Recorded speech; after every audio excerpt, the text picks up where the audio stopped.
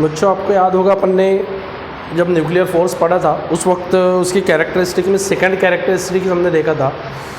वो क्या थी कि सेकंड कैरेक्टरिस्टिक,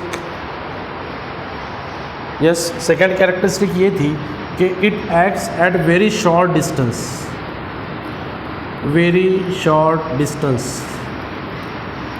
न्यूक्लियर फोर्स रहती है बहुत स्ट्रॉन्ग लेकिन बहुत ही शॉर्ट डिस्टेंस पर एक्ट करती है। शॉर्ट डिस्टेंस मतलब कितना, फ्यू फेम्टोमीटर, हमने देखा था फ्यू फेम्टोमीटर, कितना, लेस देन 8 फेम्टोमीटर, इससे 8 फेम्टोमीटर से भी कम पर एक्ट करती है।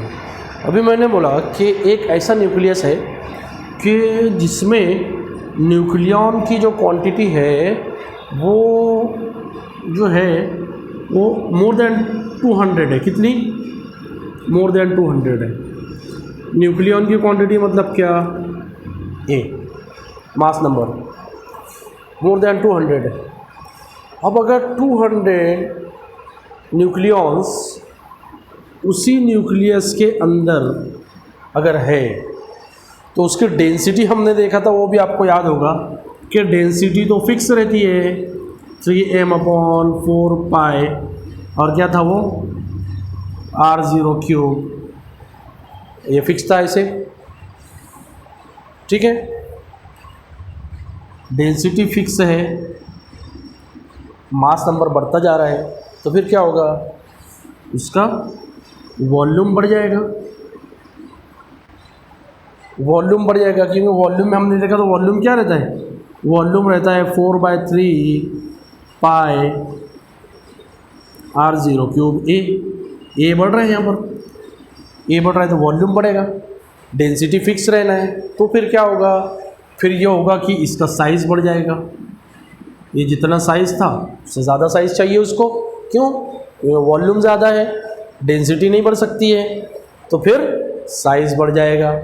अब साइज़ बढ़ने का नुकसान क्या होगा, देखो साइज़ बढ़ने का नुकसान ये होगा कि न्यूक्लियर फोर्स जो थी Fn, उसका तो रेंज है लेस देन 8 फेम्टोमीटर, तो फिर ये बाकी के न्यूक्लियॉन जो यहाँ पर पहुँच रहे हैं उनका क्या होगा, जो न्यूक्लियॉन यहाँ पहुँच रहे हैं उनका क्या होगा, वो न्यूक्लियॉन का क्या होगा, वो न्यूक्लियॉन का जो अटैचमेंट रहेगा वो बन जाएगा लूज अटैचमेंट, या इन अदर वर्ड्स हम बोल सकते हैं कि ये जो न्यूक्लियस रहेगा जिसमें ए की वैल्यू, मास नंबर की वैल्यू बहुत ज़्यादा रहे, 200 तो यहाँ सिर्फ बताने के लिए, लेकिन उससे ज़्यादा रहे और कुछ एक फिक्स क्वांटिटी से ज़्यादा रहे, तो क्या होगा, तो ये जो न्यूक्लियस रहेगा ये हो जाएगा अनस्टेबल।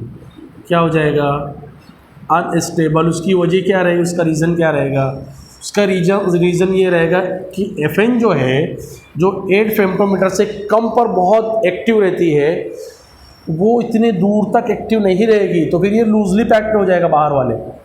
अब उसका नतीजा क्या होगा, उसका रिज़ल्ट क्या निकलेगा, उसका रिज़ल्ट ये निकलेगा कि ये धीरे धीरे टूटते जाएंगे, और ये जो टूटना है, जो न्यूक्लियॉन का टूटना है, जो न्यूक्लियॉन टूट कर ये अनस्टेबल न्यूक्लियस को स्टेबल होने की तरफ ले जाएंगे, उसी को हम बोलते हैं रेडियो एक्टिविटी।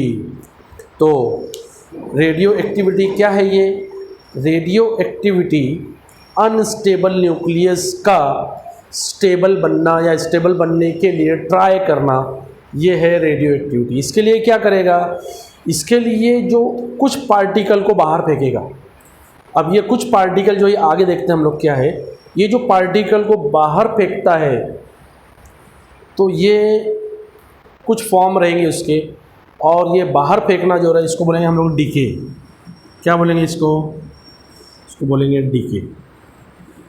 तो एक न्यूक्लियस जब डीके होता है तो डीके का जो प्रोसेस है इसी को हम लोग बोलते हैं रेडियो एक्टिविटी।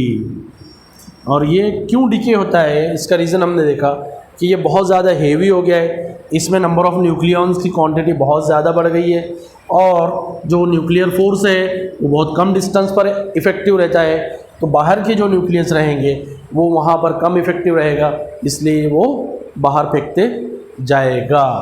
तो हमारा नेक्स्ट टॉपिक है रेडियो एक्टिविटी।